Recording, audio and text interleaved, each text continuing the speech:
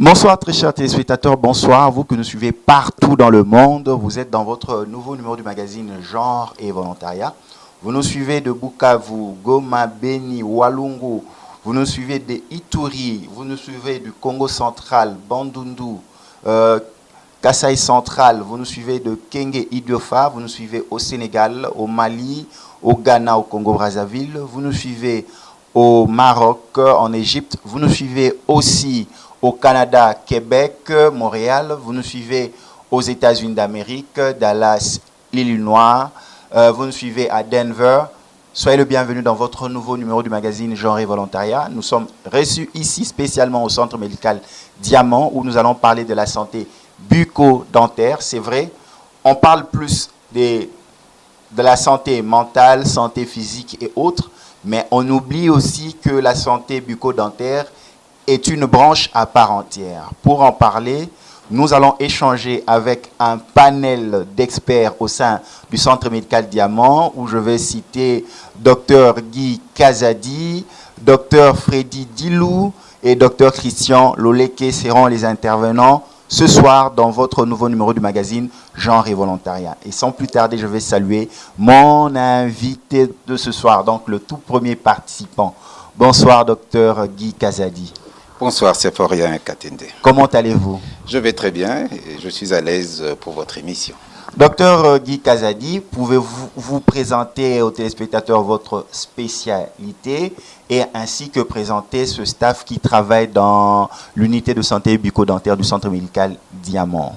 Je suis le docteur Guy Kazadi, chirurgien dentiste de formation.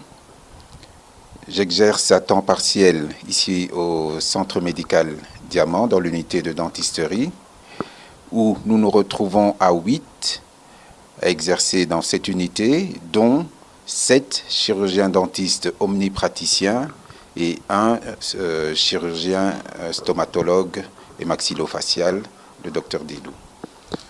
Docteur, vous avez bien présenté l'unité, mais souvent dans la communauté, nous reconnaissons les problèmes de santé physique, problèmes de santé mentale, etc. Mais la santé bucco-dentaire, on n'en parle pas trop. C'est quoi la santé bucco-dentaire? En ce qui concerne la santé bucco-dentaire, elle a cette spécificité qu'elle concerne la bouche et ses organes internes comme externes. Donc on parle de la lèvre à la gorge, en tenant compte des structures osseuses, donc les deux maxillaires, et leur connexion avec les autres organes aux alentours. On peut dire que quelqu'un est en bonne santé bucco-dentaire lorsque il parvient à mordre, à mâcher, à déglutir, à parler et à sourire sans gêne, sans difficulté, sans limite de capacité. Docteur, vous venez de planter les deux corps de nos échanges dans ce panel de 3 participants, où vous avez aux 2 participants aussi, Dr Christian Loleke et Dr Freddy Dilou. Nous en venons à l'instant où vous allez nous parler, c'est quoi l'hygiène bucco-dentaire? Oui, pour parler de l'hygiène bucco-dentaire, il faudrait que j'éclaircisse d'abord le mécanisme qui amène à ce qu'on applique une hygiène bucco-dentaire, le pourquoi. Il faut savoir que naturellement, continuellement, il se pose sur la surface de nos dents un film composé de bactéries, de salive, de débris alimentaires, de cellules mortes. Ce film se colle à la dent et on l'appelle plaque dentaire. Il peut être enlevé facilement en se brossant les dents à ce stade-là, mais quand il n'est pas enlevé, il se calcifie, il se minéralise, prend du volume, grossit et on voit apparaître sur les dents des plaques blanchâtres ou jaunâtres qui sont visibles à l'œil nu alors que la plaque dentaire n'est pas visible à l'œil nu. Et quand c'est visible à l'œil nu, ça s'appelle le tartre. L'hygiène bucco-dentaire consiste à utiliser tous les moyens, les mécanismes, les procédés pour éliminer la plaque dentaire. Comment on pratique l'hygiène dentaire? Premièrement, avec la brosse à dents, il faut se brosser 3 fois par jour, après le repas, donc au matin après le repas, à midi au déjeuner après le repas et au souper le soir après le repas. Il est même conseillé, pour ceux qui travaillent, d'amener une brosse à dents au service. Le brossage ne dure que 2 minutes. Donc il faut consacrer seulement 6 minutes de brossage par jour, ce qui n'est pas la mer à boire. Et on peut brosser avec une brosse manuelle comme avec une brosse électrique. En plus du brossage, comme mécanisme pour pratiquer l'hygiène buccale, on a le fil dentaire. Le fil dentaire, c'est un fil en nylon que l'on passe entre chaque dent, que l'on passe entre les dents pour éliminer la plaque, pour enlever la plaque dentaire qui se trouve entre les dents. La plaque dentaire, les débris alimentaires de tous les corps étrangers qui se trouvent entre les dents. Dans l'hygiène bucco-dentaire, il est recommandé aussi de passer chez le dentiste 2 fois l'an, au minimum 1 fois l'an, pour un examen général de la bouche et pour faire un détartrage. Parce que, je l'ai dit au début, que vous le vouliez ou non, la plaque dentaire va se coller à vos dents. Et il faudra, à un moment ou à un autre, l'enlever. Si vous brossez, ça part au niveau de la plaque dentaire qui part facilement. S'il y a eu une petite négligence et que le tartre s'est formé, ce n'est qu'avec des instruments qu'on utilise au cabinet dentaire que vous pourrez enlever le tartre. Donc, docteur, sans vous interrompre, en image, hein, on est en train de vous voir avec une patiente où vous êtes en train de mettre des instruments dans sa bouche. Qu'est-ce que vous êtes en train de faire précisément? Les spectateurs sont en train de vous voir avec votre belle cravate. On est devant un cas, cette jeune dame n'a pas pris soin totalement de sa bouche et a laissé grandir le tartre, surtout dans le secteur antérieur, sur les incisives et les canines inférieures, mais aussi dans le secteur postérieur, sur les molaires et sur la face linguale des molaires. Je vais insister beaucoup dans ces zones-là, parce que c'est là qu'il y a le plus de tartre dans sa bouche. Regardez comment je fais passer mon détartreur à ultrasons et comment le tartre se décolle. Il ne faut pas un mouvement, il ne faut pas énormément de force. L'instrument par lui-même, avec ses vibrations, permet de décoller facilement le tartre. Alors, ici, si vous regardez bien, il y a du tartre visible sur la dent, comme il y a aussi du tartre en dessous de la gencive. Et c'est encore beaucoup plus dangereux quand il est en dessous de la gencive. Docteur, nous voyons vous utilisez aussi une petite lunette dans la bouche.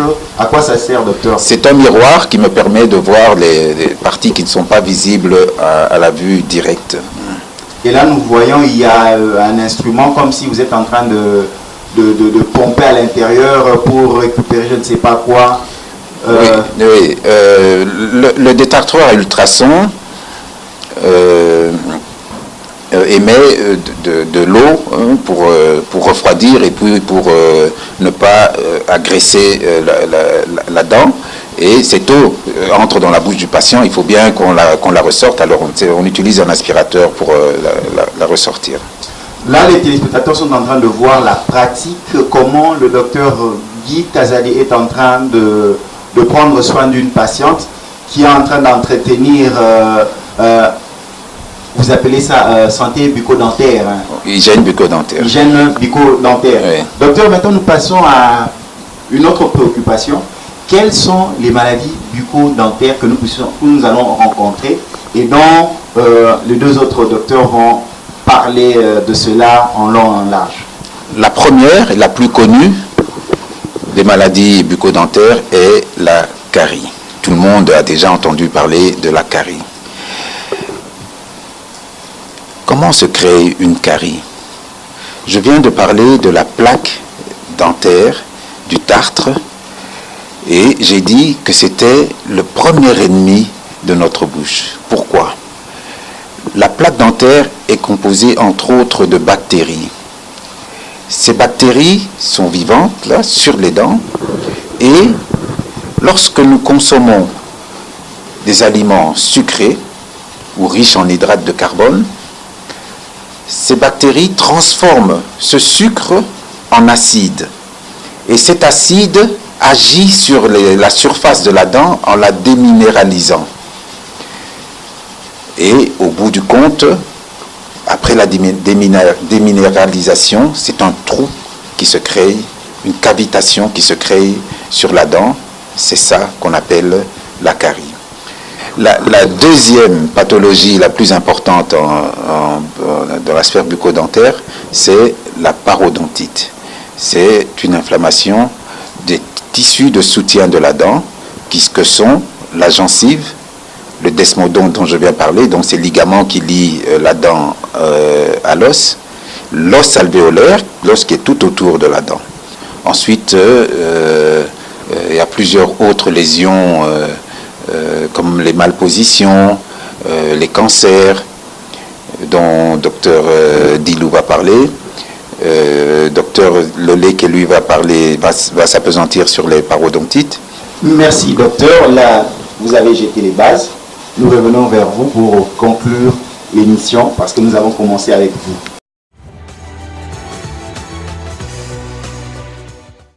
Voilà, très chers téléspectateurs, nous sommes toujours dans notre émission Genre et Volontariat où nous vous parlons des maladies bucco-dentaires, nous parlons de santé bucco-dentaire et nous sommes reçus à l'unité de santé bucco-dentaire du centre médical Diamant à son extension de Kinshasa Gombe. Et nous passons maintenant au docteur Freddy Dilou. Bonsoir docteur. Bonsoir. Docteur, nous parlons des maladies bucco-dentaires, nous sommes au centre médical Diamant. Docteur, pouvez-vous vous présenter votre spécialité? Qu'est-ce que vous faites? D'accord. Je suis le docteur Dilou Tamba. Je suis spécialiste en chirurgie maxillofaciale et stomatologie. Alors, la chirurgie maxillofaciale et stomatologie, c'est une spécialité qui prend en charge les maladies des mâchoires, aussi bien des maladies, des malformations, des maladies traumatiques, ou des tumeurs, aussi bien les tumeurs bénignes que les tumeurs malignes, des maladies de la face, des maladies des dents, mais il faut mentionner que nous prenons en charge les pathologies dentaires en collaboration avec les dentistes. Docteur, nous remarquons que le cancer buccal est relativement plus élevé chez les adultes par rapport à toutes ces maladies que le docteur Guy Kazadi a cité en prélude, mais nous voulons en savoir plus. Qu'est-ce que nous devons comprendre par cette maladie, le cancer? Quelles sont les causes? Quels en sont les signes? Pouvez-vous nous en parler plus? Alors, le cancer de la cavité buccale fait partie des cancers qu'on appelle les cancers des VADS, des voies aérodigestives supérieures. Les cancers de la cavité buccale, c'est un grand problème actuellement dans le monde parce qu'elle occupe en termes de fréquence la 4e position après le cancer de la prostate, le cancer du poumon, le cancer du côlon et du rectum. Il faut mentionner que nous enregistrons 550 000 nouveaux cas de cancer des voies aérodigestives supérieures et 350 000 cas de décès, ce qui fait environ 60% de patients qui meurent des cancers des voies aérodigestives supérieures. Aux téléspectateurs qui nous suivent, pour l'identifier, quelles en sont les causes? Et ensuite, nous allons passer aux signes. D'accord. Alors, les causes de cancer de la cavité buccale actuellement sont méconnues. Néanmoins, il existe des facteurs favorisants. Alors, les premiers facteurs favorisants, c'est l'alcool et le tabac. Et nous avons aussi les irritations chroniques de la muqueuse buccale, notamment les prothèses qui sont mal ajustées, les dents délabrées peuvent aussi traumatiser la muqueuse buccale et ensuite développer un cancer. Nous avons aussi les avitaminoses. Si un patient manque de vitamines, notamment la vitamine A et la vitamine C, peut aussi développer un cancer de la cavité buccale. Il existe aussi des affections, des maladies qu'on appelle les lésions précancéreuses, appelées aussi lésions potentiellement cancéreuses dans d'autres bouquins, sur lesquelles il peut aussi s'y développer des cancers. Par rapport aux signes, qu'est-ce que vous pouvez nous en dire? Alors, les signes qui peuvent amener un patient à consulter pour un cancer de la cavité buccale, c'est par exemple un ulcère. Un ulcère, c'est quoi? C'est une plaie qui ne cicatrise pas. C'est-à-dire, vous avez une plaie dans la cavité buccale, vous prenez des médicaments, des bains de bouche, etc. et ça ne cicatrise pas. Il faut faire très attention, il faut vite aller consulter. Nous pouvons aussi avoir des adénopathies. Ce sont des ganglions, c'est l'augmentation de la taille des ganglions au niveau du cou. On peut avoir une gêne à la déglutition. On peut même aussi avoir une dent mobile sans notion de carie. C'est-à-dire, vous avez une dent qui bouge et vous ne voyez aucun trou. Faites attention, ça peut être un cancer de la cavité buccale et il faut vite aller consulter. Docteur, selon les estimations de l'OMS, devant nous ici, 16 à 40% des enfants dans le monde de 6 à 12 ans sont touchés par des traumatismes dentaires. Vous pouvez nous en dire quelque chose, docteur? Alors, effectivement, les traumatismes dentaires de 6 à 12 ans sont très fréquents parce que à cet âge, les enfants jouent beaucoup, aussi bien à la maison qu'à l'école. Alors, ce sont des traumatismes qui peuvent survenir à la suite des chutes. Par exemple, les enfants qui jouent au vélo, ils peuvent tomber et avoir un traumatisme dentaire lors des disputes, des bagarres. Et on peut aussi avoir des accidents de la voie publique. Les enfants peuvent sortir de l'école et ils peuvent être tamponnés par des voitures. Alors, lorsque on peut avoir plusieurs types de traumatismes dentaires, nous pouvons avoir des contusions. Cela signifie que la dent apparemment est intacte, mais c'est le nerf, c'est la pulpe qui est à l'intérieur de la dent qui est touchée, qui est traumatisée. On peut avoir des fêlures, ce sont des fissures qui peuvent survenir au cours du traumatisme dentaire. On peut avoir des fractures, ce sont des cassures de la dent à différents niveaux de la dent. Et on peut aussi avoir des luxations. Luxations, on peut avoir, ce sont des mobilités dentaires d'origine traumatique ou carrément une perte dentaire. Docteur, pouvez-vous nous parler des traitements et comment prévenir cela? Alors, lorsque vous êtes en présence d'un traumatisé de la face, d'un traumatisé dentaire en particulier, il faut rapidement consulter un dentiste ou un stomatologue, un chirurgien maxillofacial qui va faire une radio pour mettre en évidence, pour étiqueter le type de lésion et ensuite il va prendre en charge. Alors, concernant la prévention, ce que moi je veux demander aussi bien aux parents qu'aux enseignants à l'école, c'est de bien surveiller les enfants. Et pour les enfants qui jouent par exemple au vélo, à la trottinette, de porter des casques, de porter des protèges genoux, des protèges coudes. Et si jamais un traumatisme venait à arriver, par exemple une luxation dentaire, c'est-à-dire une perte de dents, il faut faire un effort de rechercher la dent. Rechercher la dent et puis le mettre dans des milieux de conservation. On peut le mettre dans du lait simple. Vous achetez du lait, vous mettez la dent à l'intérieur. Vous pouvez acheter du sérum physiologique en pharmacie. Vous mettez la dent à l'intérieur ou dans la salive. Et vous allez rapidement chez un praticien et lui saura quoi faire pour prendre en charge. Docteur, nous passons au Noma, qui est vraiment un fléau selon l'OMS. L'OMS explique que le Noma touche plus les enfants pauvres, surtout en Afrique. C'est quoi le Noma, docteur? Alors, le Noma est c'est une stomatite ulcéro-nécrotique. Compliqué, on n'a rien compris. Oui, je suis d'accord. Alors, une stomatite, c'est quoi? C'est une inflammation de la muqueuse de la bouche. Alors, le noma, c'est une inflammation de la muqueuse de la bouche caractérisée par un ulcère. Comme je l'ai dit pour les cancers, c'est une plaie qui ne cicatrise pas, associée à une nécrose, qui évolue vers une nécrose. La nécrose, c'est quoi? C'est la mortification de la muqueuse, c'est la mortification des tissus de la muqueuse. Et il faut mentionner que c'est une maladie qui touche généralement les enfants malnutris de moins de 6 ans. Mais les adultes aussi peuvent aussi en souffrir.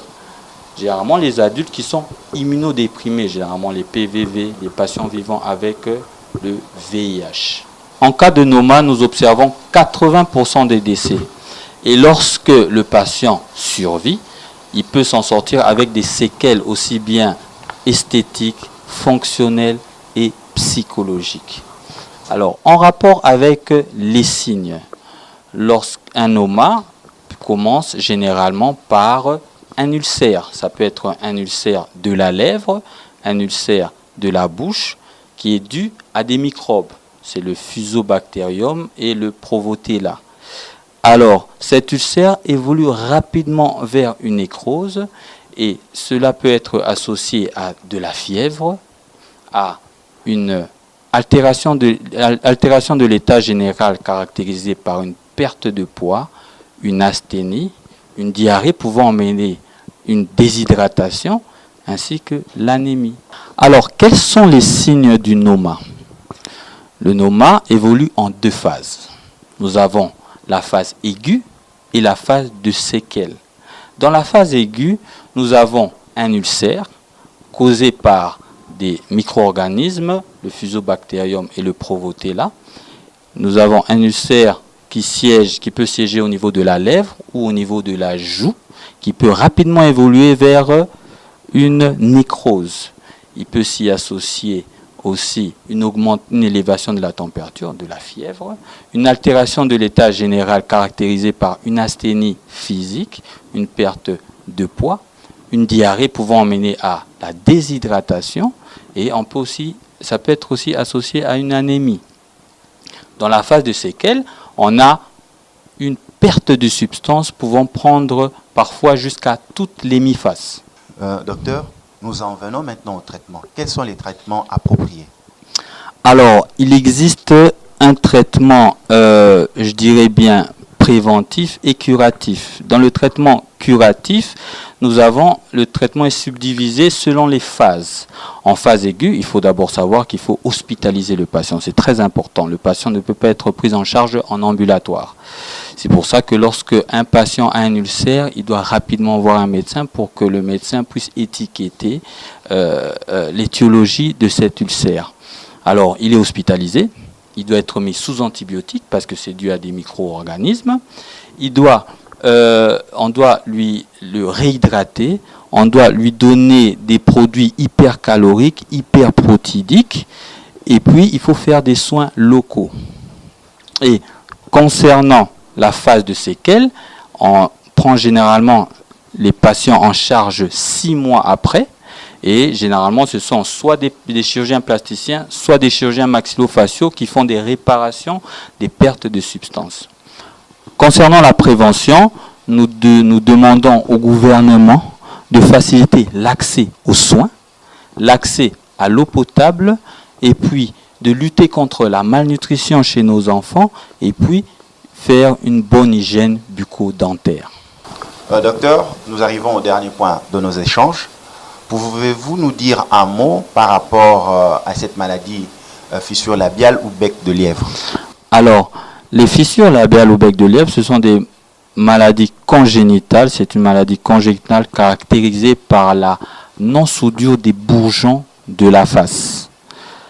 C'est une pathologie qui est prise en charge de façon multidisciplinaire et fait intervenir aussi bien des chirurgiens maxillofaciaux, des plasticiens, des orthodontistes, des pédiatres et des orthophonistes. Voilà, très chers téléspectateurs, vous avez entendu, reçu les conseils du docteur Freddy Dilou qui nous a sensibilisés par rapport à ces maladies par rapport au cancer, traumatisme.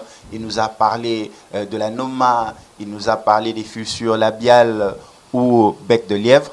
Et nous passons maintenant au docteur Christian Loleke, avec qui nous allons mettre un terme à cet entretien concernant les maladies bucco-dentaires ici à l'unité de santé bucco-dentaire du centre médical Diamant à son extension de Kinshasa-Gombe.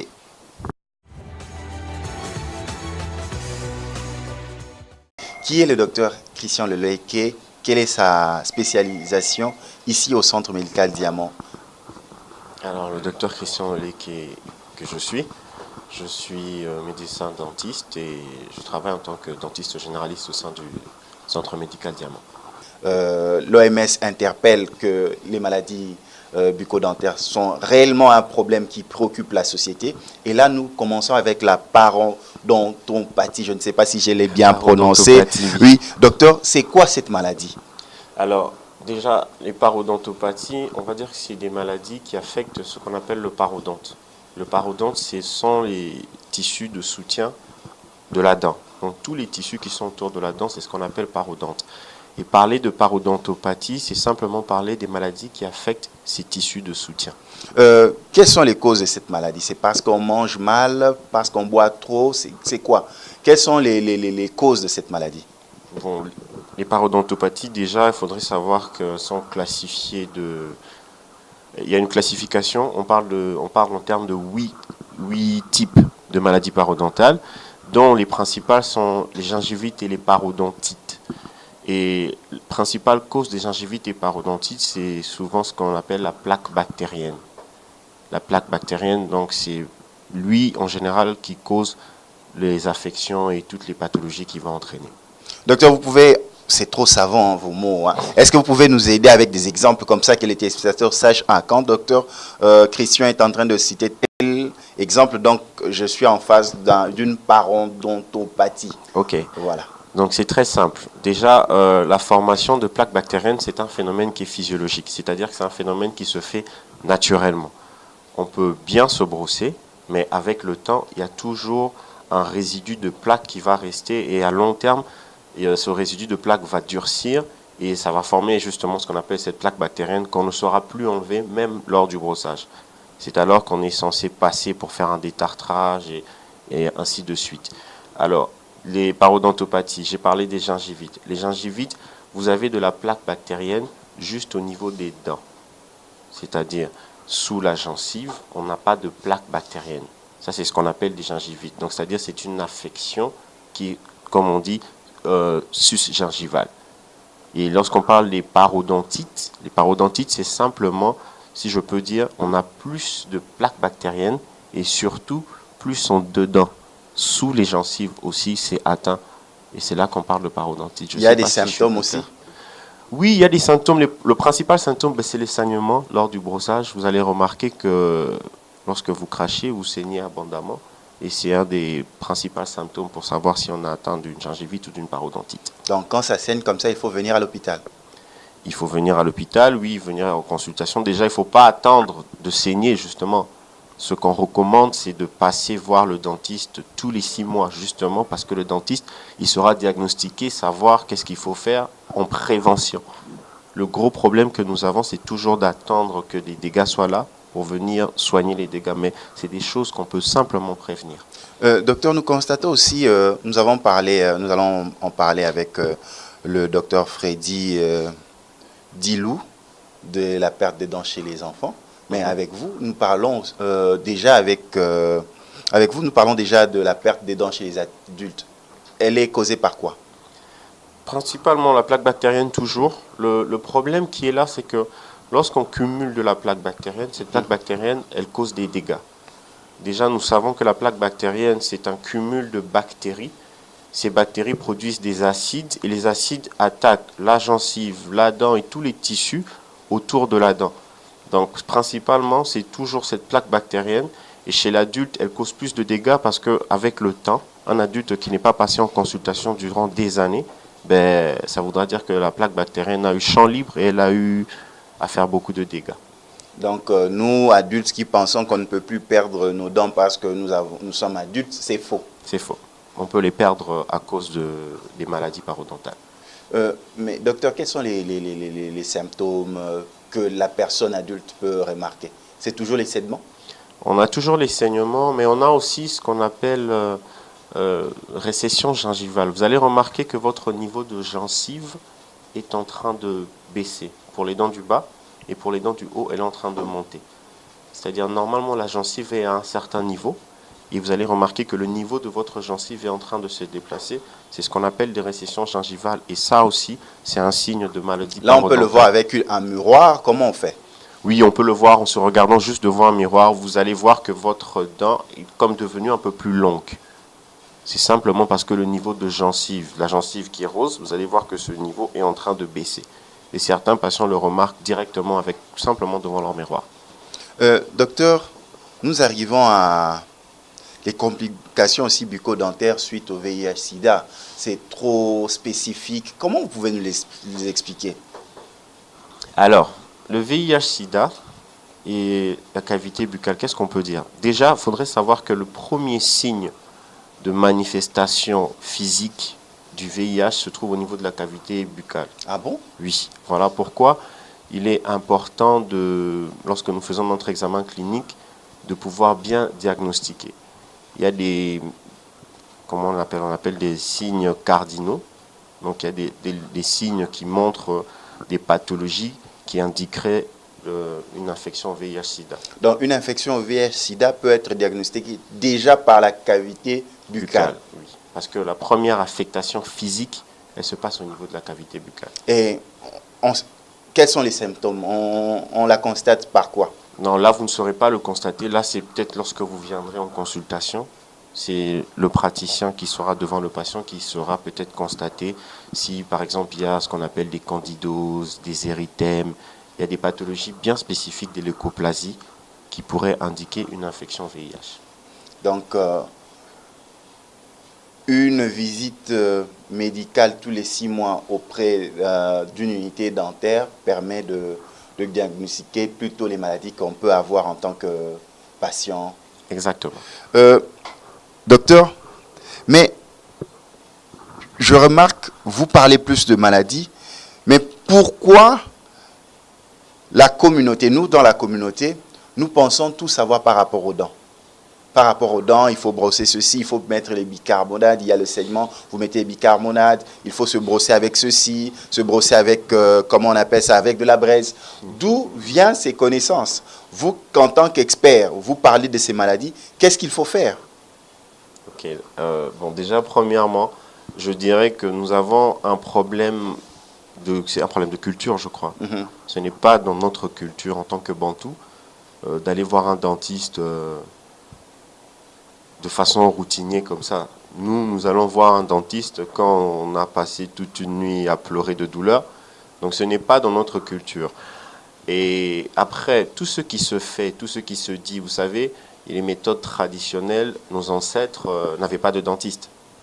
Mais ils avaient des moyens qu'ils utilisaient pour traiter certaines douleurs, certaines pathologies.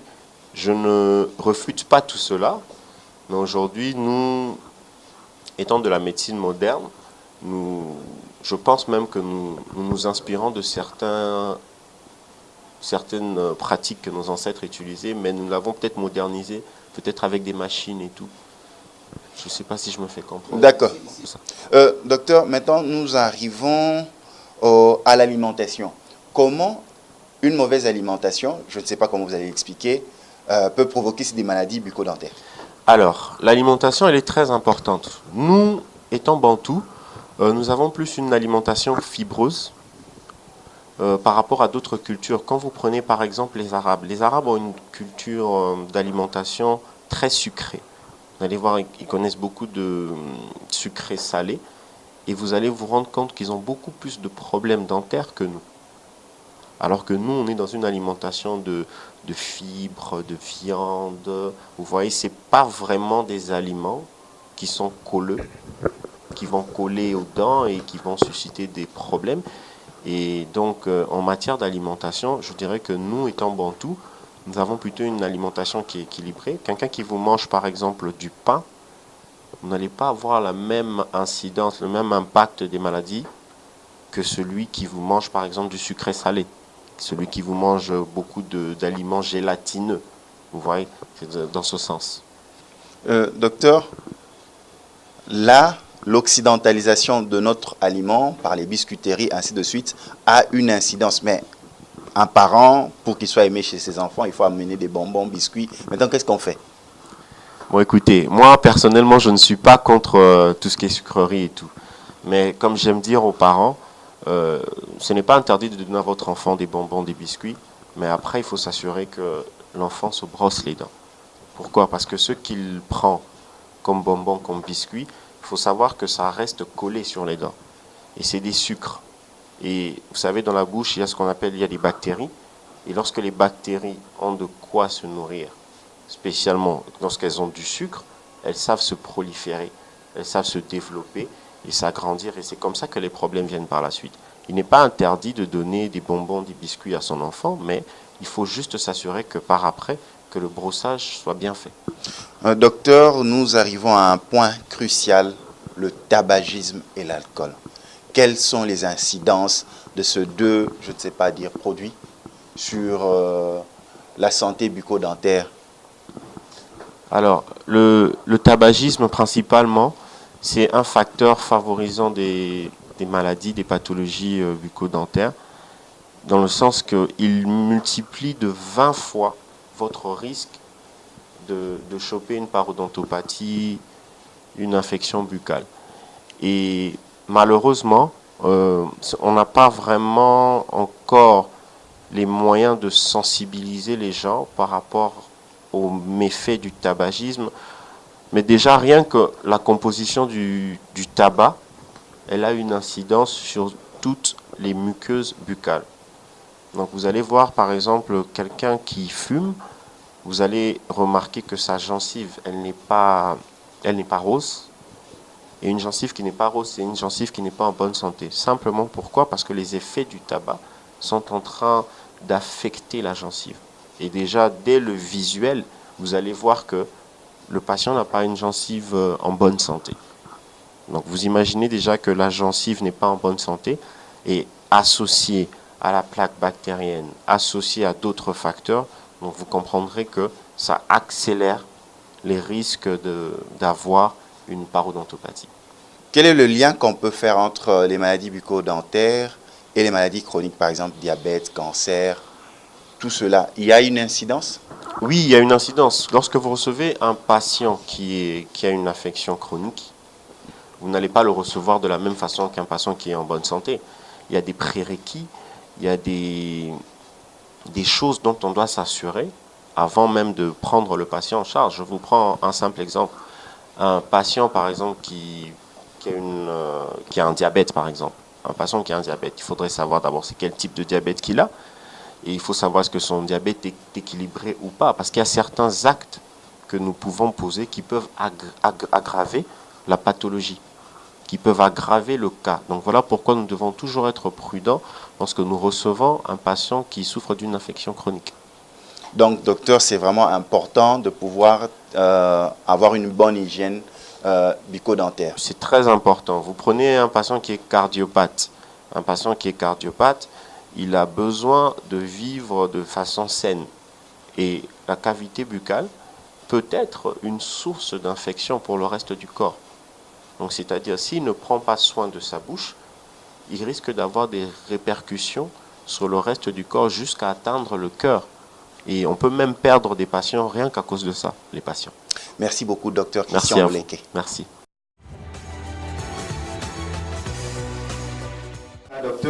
Docteur, c'est déjà la fin de nos échanges. Vous avez très bien dit, vous nous avez ouvert les yeux, vous avez sensibilisé parce que là où ça nous effraie, les problèmes de la bouche peuvent infecter le cœur, d'autres parties du corps. 2 minutes de brossage de dents pour sauver la vie. Tout simplement, 2 minutes. 2 minutes peuvent sont vous tellement exposer importantes. dans d'autres maladies, cœur, foie, articulation. Or, 2 minutes seulement pour être en bonne santé. Oui. Docteur Guy Kazadi, quel est votre dernier mot pour mettre un terme à ce numéro du magazine genre et volontariat. Je voudrais dire un mot d'abord sur l'hygiène bucco-dentaire. Tout à fait. Allez-y. Sur tous ces aspects, ceux que j'ai évoqués, et puis sur l'aspect esthétique aussi. Vous avez vu sur les images la jeune dame qui a du tartre sur la bouche. Quand on vous regarde, vous souriez, et que vous avez du tartre sur la bouche qui se voit, qu'on voit à vue d'œil. On appelle ça manteca. Ouais, on l'appelle ça manteca. À vue d'œil, on le voit. Eh bien, ça donne un aperçu sur votre hygiène générale. C'est presque une insulte ce que vous vous faites vous-même. Regardez, on voit vos dents sales et on peut extrapoler sur toute votre hygiène générale. Et faites attention parce que non seulement on peut extrapoler, mais avec toutes les maladies que ça provoque localement et généralement, moi je vous conseille de venir 2 fois l'an chez le dentiste pour un détartrage, enlever ce tartre et pour faire un examen général de la bouche, prévenir toutes les autres affections. Comme toutes les maladies au monde, plus tôt on vient, plus c'est facile à gérer, à prendre en charge. Une carie, au premier stade, sur l'émail, facile à gérer, une petite cavité, un plombage.